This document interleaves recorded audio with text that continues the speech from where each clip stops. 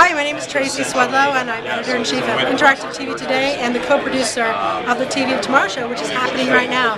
We're in New York City, and it's December 3rd. We have put together a one-day intensive in which we try to hit the most important issues at the moment. And some of those important issues include live streaming, programmatic advertising, OTT, TV everywhere, measurement, tracking. We have a session on VR, personalization, discovery. I mean, we do a lot of events with these same types of topics, but the way we're arranging them and the fact that we've gotten a lot of young millennials and plurals to also show up, some Periscope stars, some YouNow stars, is really a great sort of new way that we are refreshing TVOT. TVOT always has the best executives that are here, that are really in charge of the budget, the strategy, and what they innovate and what they don't. But we also have these new stars who are really creating new forms of content coming to our shows and speaking. So we're really excited about that, and we just hope it's a great opportunity for really talented vets of the industry to meet some of the amazing new innovative people that we are inviting to be part of this conversation. We really try to create a multi-platform conversation rather than just about one platform or one idea. So I hope you can be here another time. Now, what would you say are the burning issues going on right now? Well, obviously, distribution of content. Can everybody keep up with all of this content being made available? The pay TV operators have just launched. Verizon launched Go90. HBO, CBS, Comcast launched Watchable. There's just so many companies that are trying to build a relationship with the viewers directly. So obviously, the management of that, the distribution of that, the tracking of that, really critical. But I really think that, like I said a moment ago, live streaming is this huge elephant in the room. If you're not already investigating live streaming, you should be. There's so many new platforms that we're covering here today: Periscope, Meerkat, YouNow, FireTalk, Beam, Blab, and then there's the B2B offerings like BitTorrent, Stream. There's just so much activity going on, so much innovation. I would say commerce, very important topic as always. I think it's going to break wide open very soon. Always we do something with interface and design. We've got one guy here today who is in charge of science fiction interface design for movies like Ultron and Iron Man and other Marvel properties. So interface design, management of the screen user interface. And we're going to look at, for example, in his session with Dewey Reed of CNN, Fabian Bergfeld of W12, and Jeremy Grenier of UI, we're going to look at how do you manage these multi-platform interfaces through motion, and because that's how you communicate in television, through motion. And let's say appification, really important. So Apple TV just was announced. They're opening up their platform to a larger developer group. So these guys are interested in how do you turn television into an application. And we're discussing how does live streaming become an application with big brands. How do we have interactive dialogue and trivia contests while you're watching TV on an Apple TV screen. We're talking about all these kinds of things on Sony TVs, LG TVs, Panasonic, you name it. In Samsung, it's all part of the conversation. Advertising, I think, is always a big, important topic here. People really want to know about addressable advertising, direct advertiser, DAI, direct advertiser insertion, and programmatic. So these are some of the things. If you look on our website, you'll see the lineup, which one person told us they felt was we really capture the zeitgeist of the industry, and that's what we try to do every time. Absolutely. But also push a little forward, make sure we put people in front of this community that they don't know about, but they should know about. So if you're planning for next year, as I'm sure you are, what do you think the focus will be next year at this time? We're obviously looking also at VR and immersion television, and there's all these new consumer platforms coming out. Will they be able to take the pressure that everyone, of these devices being out the door? Will they have developed from now to then? Will they? I think it's really just going to be people developing more on these platforms and figuring them out. So I think we're going to stick with a lot of these same topics, but we'll be sure to bring you anything that's new that arises. But these things like VR and live streaming, moving fast and furious. And what would you say is your definition of television? Anywhere where video, interactivity, data appear, where you have to find that content. But we're interested in augmented reality, virtual reality. I'm also interested in digital signage. It's a form of TV sometimes. It could be on your watch. It's really anywhere where video is today. It could be a hologram standing in the middle of space, and I think all that will be part of your TV experience in the future. Absolutely. And how long do you see it will take measurement to catch up to all of this? Measurement's going to be catching up all the time. They're constantly going to have to make sure they get a hold of all these platforms. When they finally figure out some standardized way of throwing tags or some kind of thing that tracks individual assets, and everybody accepts that standard, then we'll have a really powerful media, an industry that can really sell and drive monetization through all these networks. But until then, a lot of people in the live streaming world are coming up with new ways to monetize what they're doing. If the companies out there developing measurement and tracking technologies they don't all solve this situation as a market segment, they might find themselves facing somebody else coming out with another solution. So we'll have to see. That's what we're here. We're here to show the horse race that we study every single day, 24 hours a day. And I'm on all these platforms. I'm watching as many shows as I can. I use all the applications I can. I really try to review it all, and our staff does too. You do a great job. We're passionate about it. Thank you. Thank you.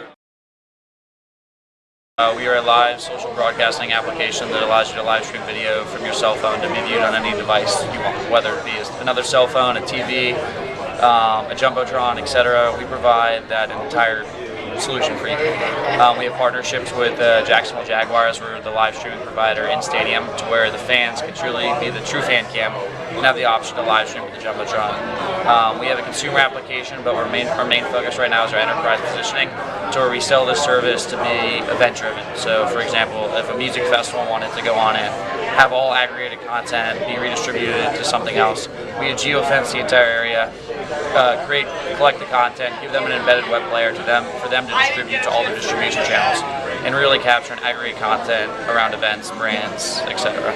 Our social application is growing very rapidly. There's always people live streaming. We have over 1 million chats coming in constantly, and we're growing faster than we've ever seen. Based on the streams, we're collecting the user's location if they allow us to have it, so that way we can aggregate that content and redistribute it and sort it and match it and send it out to people that would have the most like-minded interests. We're able to categorize streams based off certain topics that are going on, so people can easily find engaging content that they care about, not just what's ever popular, but they can find what's popular in a subject that interests them. Our two biggest competitors right now on the social platform are Periscope and YouNow. From an enterprise platform, we haven't really seen too many live streaming companies go in and try and form partnerships with professional organizations to be the live streaming provider around their specific events. So from that standpoint, I think we're the leader in that, and we're competing with Periscope and YouNow on the consumer platform. So on the consumer application, we actually stream at a lower latency than all of them. We can stream on good internet connection at 1 second video delay, whereas our competitors average between 10 to 15. Our chats do not disappear, so it allows the user to have very engaging conversations with the content creators. And we also have an ability to save reels after the fact, where people can capture their highlights of the day, the 15 seconds, and then have it sticky to their profile for people to go in and see it after the fact. So a lot of times in live streams, there's not always engaging content, but the reels enable you to capture the highlights and keep it stick to your profile.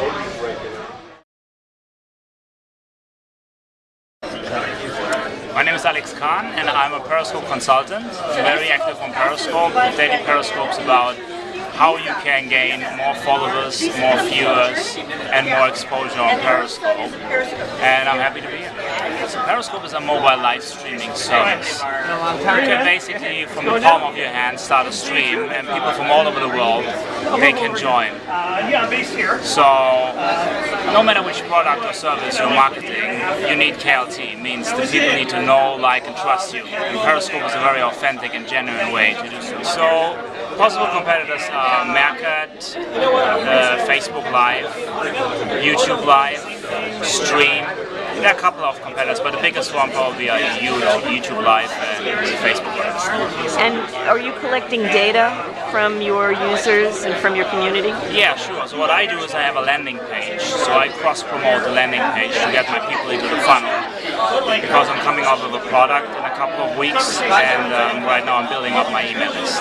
So when I do a Periscope stream, I basically welcome a replay viewers, then I introduce myself. I explain what I'm talking about today on the Periscope stream, and then I start educating and give me like 5 tips how you do an intro, 5 tips how you use Periscope to leverage your success, 5 tips. I always try to do it with those 5 tips rule, to quickly explain for 10-15 minutes about an educational topic, and afterwards I go into Q&A, so people can ask me questions and I answer them live. Live streaming actually is quite old.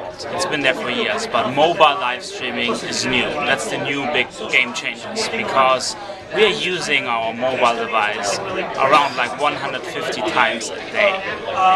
And the question will be, who of those new players, I mean the big 3 social networks, Twitter, Facebook and Google, they all jumped on into mobile live streaming with different products.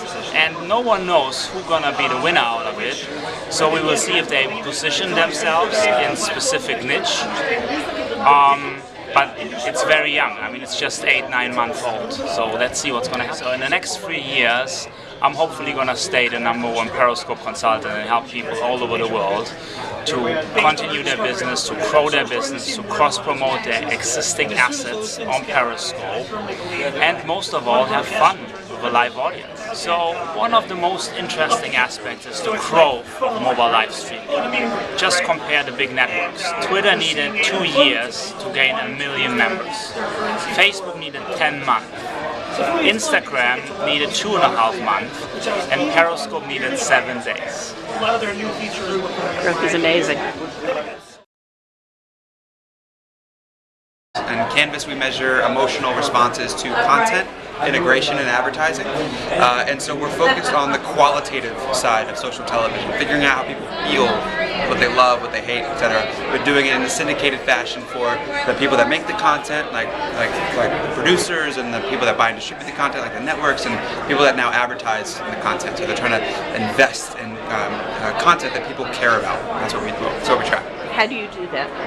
So it's our chief scientist, Dr. Sam Hoy, was my professor at NYU as we started the company a couple of years ago, and we're reading short form text, and we're figuring out the type of emotional signals that people are giving off. And the key difference, though, is that most people online don't spell things properly. They're using really strange words or words that aren't actually real. And what we focus on is, how do you understand that audience, right? Structured text and more typical natural language processing handles everything else. Millennials, though, are really, really important market to understand, and no one in an automated way can understand them at scale. So we've created a technology that can understand that sort of nuance and present back to the industry what percentage of people were upset, thought it was crazy, or loved, excited, and all of these things tie to business outcomes, and that sort of how we feel affects what we do. So quantifying feeling is a really important piece. It's been missing historically, and we're excited to bring that to market. Can you talk a little bit about how you can automate this when spelling differs, and nuance and irony and satire? Absolutely. So our first company was called Mashwork, and Mashwork did this stuff manually. We worked with third-party technologies and manual efforts to answer the question, how did I do last night, right? So HBO is a show that comes out Sunday, Monday morning they say, how did I do last night? And what we needed to figure out was, did the content resonate? And so on a technical level, what's happening is we had to insert a human at some point in the process, because there's really 2 core problems. The first is sentiment as it currently exists, positive, negative, neutral. Everybody hates, and rightfully so. It turns out that when you hate a character exists or are shocked about an ending, that's not necessarily a bad thing, right? So the first thing that we did is we removed the sentiment paradigm. We focus on emotion. And emotion is graded 56 different ways, and we present back to the end user just organically how people feel, almost acknowledging the variability in how we talk. So it's part framing. The second piece, though, is that because there's so many misspellings and strange words, phrases, etc., we've had to develop our own language. So we actually, over the last couple of years, have manually taught Canvas, our platform, all the ways in which people emote. We now recognize over 4 million emotions. There's only 3,000 emotions humans can feel, but there's lots of ways to frame this. So a good example is loving content can happen 36,000 different ways. So we have to capture all the ways in which people actually talk, and this is done through manual means in the back end over the last couple of years. And then instead of presenting it as positive or negative, we essentially just segment audiences by common feeling. Our thesis is that if you and I both feel the same way about the same piece of content, regardless of age or demographic, we're actually very similar. And so we're segmenting audiences by who loves it, who was shocked, who was upset, and then you as the content creator or marketer or advertiser can decide if that's good or bad for you. And that's sort of, we're not drawing a conclusion for you, we're going to tell you here's how people felt and you decide. So have you done research that might show that being upset is more engaging than, let's say, liking something? Yes, so there's a wonderful sort of lens into humanity here where an emotion like crazy, for example. Crazy is one of the 56 ways we grade content, and crazy includes all this sort of exasperated conversation. Oh my God, WTF, and many, many other things. And we find that crazy, which is uniquely sort of emotional as opposed to sentiment, right? Because crazy can be good or bad. Excuse me, is highly indicative of things like loyalty, right? So we just released a study with Twitter recently. We're releasing a study very soon with Magna in and around season renewal. It turns out the emotion crazy, whether people express this or not about your content, it helps the networks and the media agencies decide whether or not that show is going to be renewed or not. We're looking at things like ad recall, shows that have higher crazy and certain types of emotions by genre, right? It matters, the context, are more likely to actually remember the ads that were shown. And also finally ratings. We're learning that in particular genres, certain types of emotions drive viewership. And so very intuitively how we feel affects what we do. But now at scale for the first time, as opposed to a focus group, at scale we can in near real time understand how the world feels about something. We think this is a really important advancement in how we understand people. And in this sort of new era where expression is democratized, everybody has a voice, there needs to be this new quantifiable way to tap into how people are connecting with content.